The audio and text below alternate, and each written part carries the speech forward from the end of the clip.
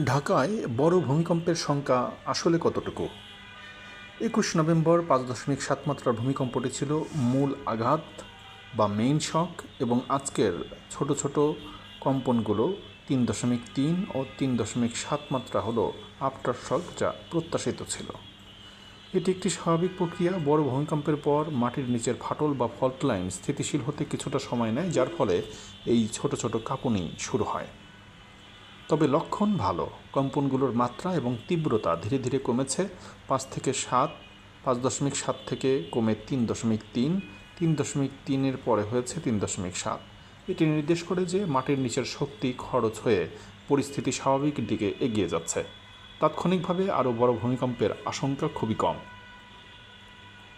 তাৎক্ষণিক বড় ভূমিকম্পের গাণিতিক সম্ভাবনা, স্ট্যাটিস্টিক্যাল প্রবাবিলিটি, বৈজ্ঞানিক সূত্র বাথ-লউস এবং অমরিডিকে বিশ্লেষণ করে দেখা যাচ্ছে একই ফল্ট লাইনে ৬ বা তার বেশি মাত্রার ভূমিকম্প হবার সম্ভাবনা ১/ও কম।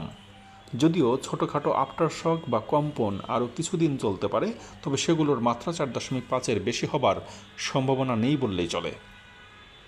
এগুলোকে কেন ফোর্স শক বলা হচ্ছে না? কেন আমরা বরং আফটার শক বলে অভিহিত করব? আধুনিক সিসমোলজির সূত্রগুলো বিশ্লেষণ করলে নিশ্চিতভাবেই বলা যায় যে বর্তমানের কম্পনগুলো মূলত ৫.৭ মাত্রার ভূমিকম্পের আফটার শক। এর পেছনে প্রধান ৫টি বৈজ্ঞানিক যুক্তি হচ্ছে: ওমরি ও বাতের সূত্র। বিজ্ঞানের এই দুটি সূত্র অনুযায়ী আফটার শকগুলো সময়ের সাথে সাথে সংখ্যায় ও মাত্রায় কমে আসে। এখানে ঠিক তাই হচ্ছে। ৫.৭-এর পর ৩.৩ ও ৩.৭ মাত্রার ভূমিকম্পগুলো অনেক দুর্বল। যদি এগুলো বড় কোনো বিপদের পূর্বাভাস হতো, তবে কম্পনগুলোর মাত্রা মূল ভূমিকম্পের খুব কাছাকাছি থাকতো, এত কম কখনোই হতো না। একই স্থানে সীমাবদ্ধ। 3টি ভূমিকম্পই মধুপুর ফল্টের একই 10 কিলোমিটার এলাকার মধ্যে হয়েছে। এটি প্রমাণ করে যে নতুন কোনো ফাটল তৈরি হচ্ছে না, বরং ৫.৭ মাত্রার কম্পনে যে ফাটলটি নড়েছিল সেটি এখন স্থিতিশীল হচ্ছে বা অ্যাডজাস্ট করছে। ঢাকা নরম পলিমাটির উপর অবস্থিত, যা ভূমিকম্পের ঝাঁকুনিকে বহুগুণ বাড়িয়ে দেয়। পরিসংখ্যানগত সম্ভাবনা। ইউএসজিএস-এর পরিসংখ্যান বলছে বিশ্বে মাত্র 5 ভাগ ক্ষেত্রে কোনো ভূমিকম্পের পর তার চেয়ে বড় ভূমিকম্প হয়। বাংলাদেশের মতো ইন্ট্রাপ্লেট বা প্লেটের মাঝখানের এলাকায় এই সম্ভাবনা আরও কম, 2 থেকে 3 ভাগ, অর্থাৎ 97 থেকে 98 ভাগ সম্ভাবনাই হলো সবচেয়ে খারাপ সময়টা পার হয়ে গেছে। বি ভ্যালু বা চাপের নির্দেশক। বড় ভূমিকম্পের আগে সাধারণত মাটির নিচে ছোট ছোট কম্পনের অনুপাত বা বি ভ্যালু কমে যায়, যা চাপ বারবার বাড়ার ইঙ্গিত দেয়। কিন্তু ঢাকার এই ঘটনায় বি ভ্যালু কমেনি, বরং বেড়েছে। এর অর্থ হলো মাটির নিচে চাপ জমা হচ্ছে না, বরং শক্তি নির্গত হয়ে চাপ কমে যাচ্ছে।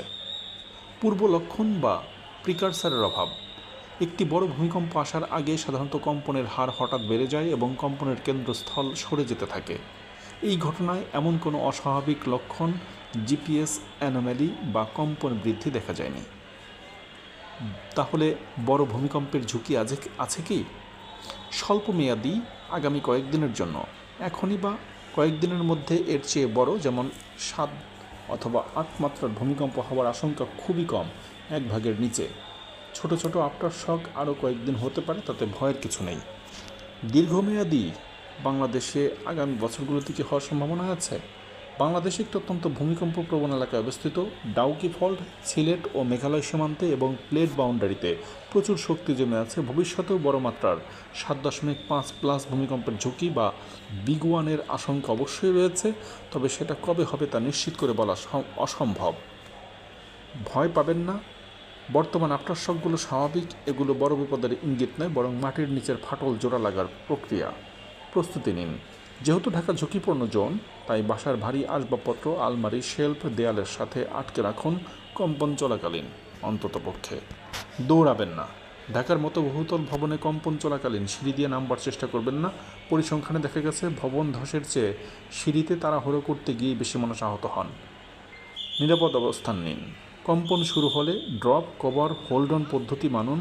মাটিতে নিচু হন, শক্ত টেবিল বা খাটের নিচে আশ্রয় নিন এবং শক্ত করে ধরে রাখুন।